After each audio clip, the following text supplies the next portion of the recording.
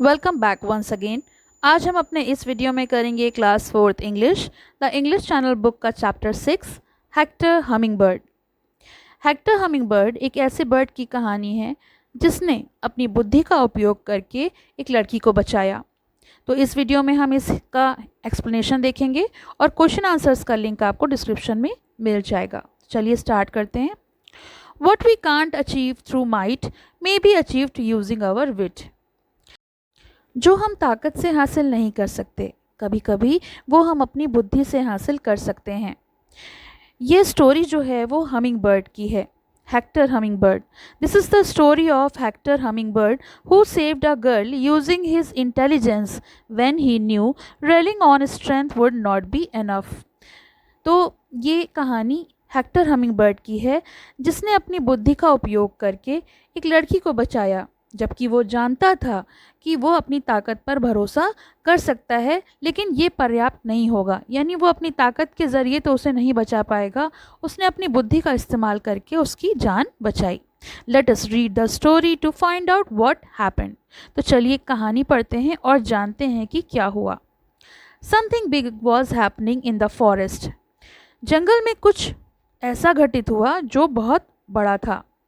Humming bird could feel the excitement. Humming bird को उत्साह महसूस हो रहा था, मतलब उसको ऐसा महसूस हो रहा था कि कुछ बड़ा घटित हुआ है। He flitted over to where Oliver owl was sleeping on a branch. वह उड़कर वहाँ गया जहाँ ओलिवर जो आउल है वो शाखा पर सो रहा था। Who was waking up me asked Oliver owl grumpily. Grumpily means होता है in the way that shows that you are upset, मतलब अगर आप बहुत उदास दिख रहे हो। ओलिवर आउल जो था वो उदास था और वो झुंझला कर बोला कि किसने मुझे जगा दिया, कौन है जो मुझे जगा रहा है। Something's happening I can feel it said Hector.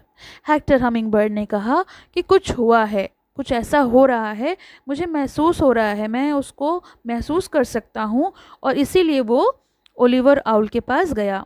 Yes yes and you want me to tell you what it is said Oliver. Oliver ने कहा हाँ हाँ, क्या आप चाहते हैं कि मैं आपको बताऊं कि ये क्या है। His huge eyes wide open now. अब उसकी आंखें, जो बड़ी बड़ी आंखें थी, वो खुली हुई थीं। किसकी? ओलिवर आउल की। He was wisest owl in the whole forest. अब आउल तो सबसे ज़्यादा बुद्धिमान होता है और वो पूरे जंगल में सबसे बुद्धिमान उल्लू था। And Hector knew the Oliver could tell him what was happening. और हेक्टर को अच्छे से पता था कि ओलिवर उसे बता सकता है कि क्या हो रहा है। It is simple yawned Oliver. Oliver ने जमाई लेते हुए कहा यह काफ़ी आसान है। The king is coming to the forest for a picnic, क्योंकि राजा यहाँ पर पिकनिक के लिए आ रहे हैं। यहाँ पर मतलब जंगल में। Now buzz off and let me sleep. अब तुम चुप हो जाओ और मुझे सोने दो। Let close his big brown eyes. और उसने फिर अपनी बड़ी बड़ी भूरी आंखें बंद कर लीं। The king, Hector had never seen the king. Raja, Hector hummingbird ने तो राजा को कभी नहीं देखा था। He spent the rest of the morning sipping nectar from the forest flowers and then he heard voices. उसने सुबह का बाकी समय जंगल के फूलों का रस पीते हुए बिताया और फिर उसे आवाज़ें सुनाई दी। He fluttered through the trees until he came across the picnic. और fluttered मतलब होता है फड़फड़ाना। वह पेड़ों के बीच से तब तक फड़फड़ाता रहा जब तक उसे पिकनिक नहीं मिल गई, यानी वो जगह नहीं मिल गई जहाँ पर राजा थे। Wow, there was the king and queen and even the little princess. अब उसने कहा बहुत खूब, यहाँ तो राजा हैं, रानी हैं और उनकी छोटी सी राजकुमारी भी आई है। Hector watched from the tree as the picnic progressed with footman serving a huge array of treat and tidbits. जब पिकनिक चल रही थी तो हेक्टर ने एक पेड़ से देखा कि जो वहाँ पर फुटमैन यानी उनके सर्वेंट थे वो उनको कुछ परोस रहे थे। क्या परोस रहे थे? Array of treats and tidbit. तो वो कुछ मिठाइयाँ और जो नाश्ता था उसे परोस रहे थे। Other servants flitted about making sure everything was perfect for the royal family।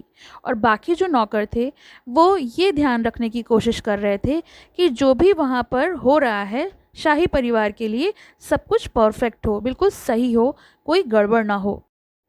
Hector चकल्ड, चकल्ड मतलब होता है हंसना। अब हेक्टर जो है वो हंसा। The servants were just like humming birds. उसने सोचा जो नौकर हैं वो बिल्कुल हमिंग बर्ड्स की तरह हैं, darting here and there and everywhere.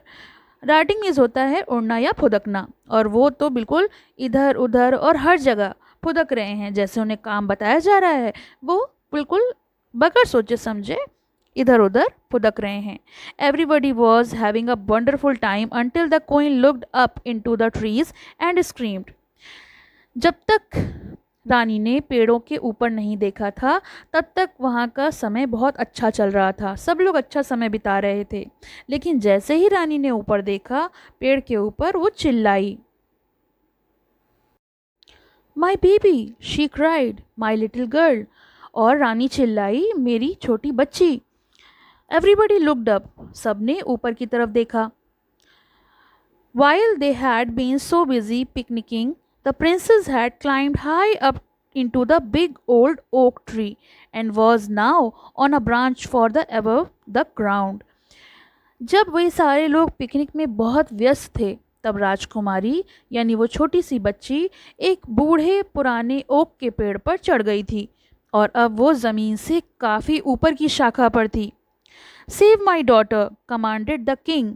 राजा ने आदेश दिया, मेरी बेटी को बचाओ।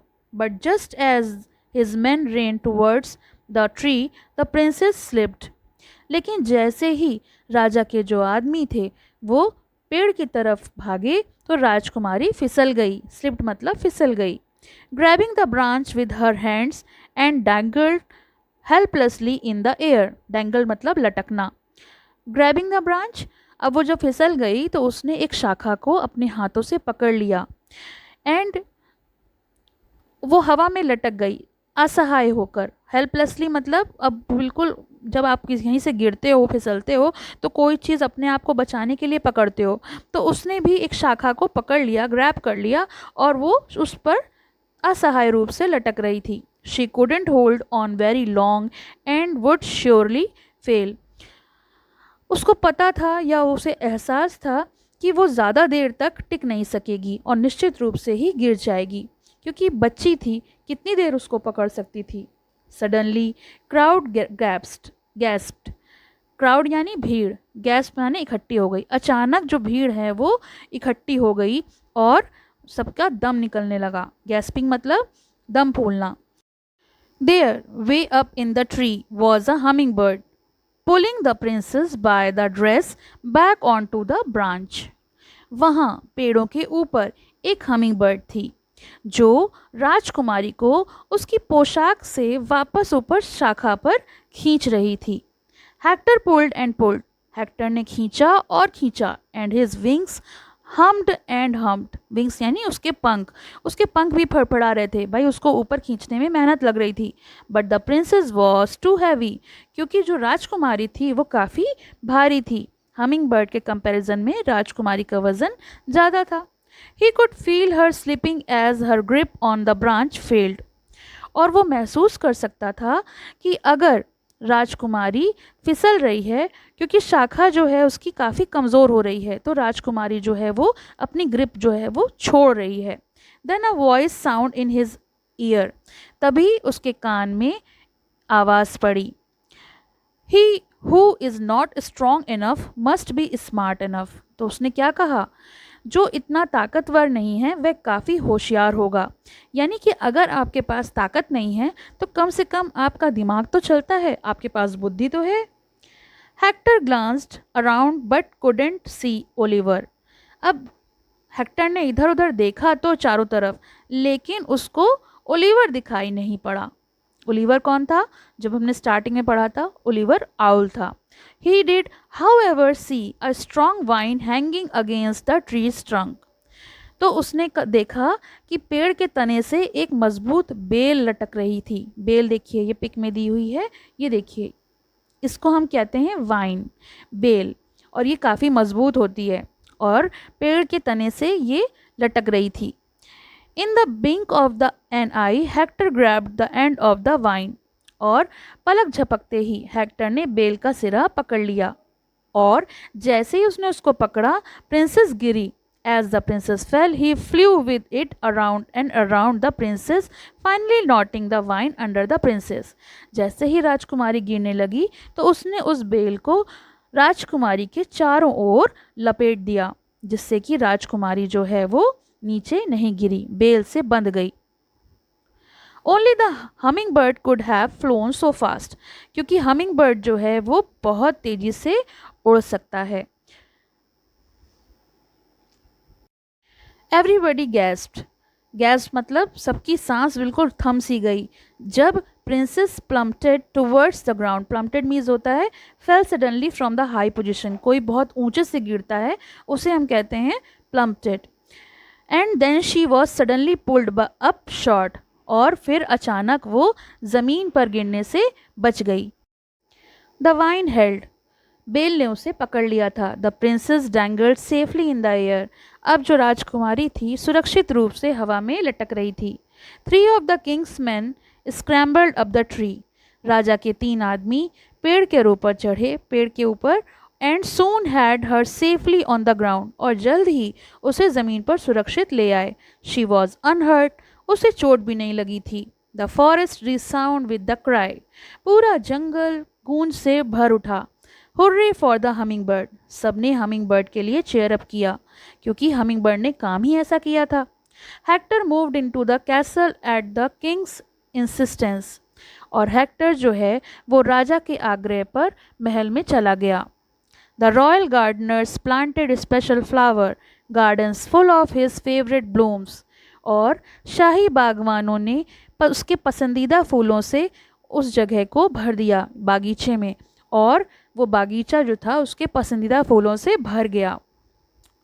ही was great friends with the princess, और वो राजकुमारी का दोस्त भी बन गया।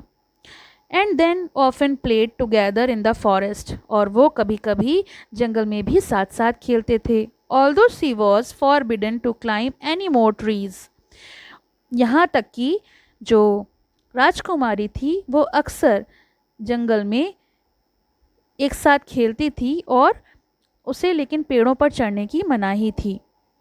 फॉरबिडन का मतलब होता है मना होना, और वो बहुत पेड़ों पर नहीं चढ़ सकती थी, बाकी वो जंगल में खेल सकती थी। The king gave a huge feast and all the guest stood and toasted to Hector who hummed with happiness, राजा ने एक बड़ी दावत दी और सभी मेहमानों ने खड़े होकर हेक्टर को चेयर अप किया, टोस्ट दिया, जो खुशी से झूम उठा। Then the king declared, from now on you shall be known as Hector Hummingbird the hero, और फिर राजा ने घोषणा की कि अब से तुम्हें हर कोई हीरो हेक्टर हमिंगबर्ड के नाम से जानेगा, क्योंकि तुमने इतनी बहादुरी का काम किया है, और इसलिए उन्होंने उसको खिताब दिया हीरो हेक्टर हमिंगबर्ड।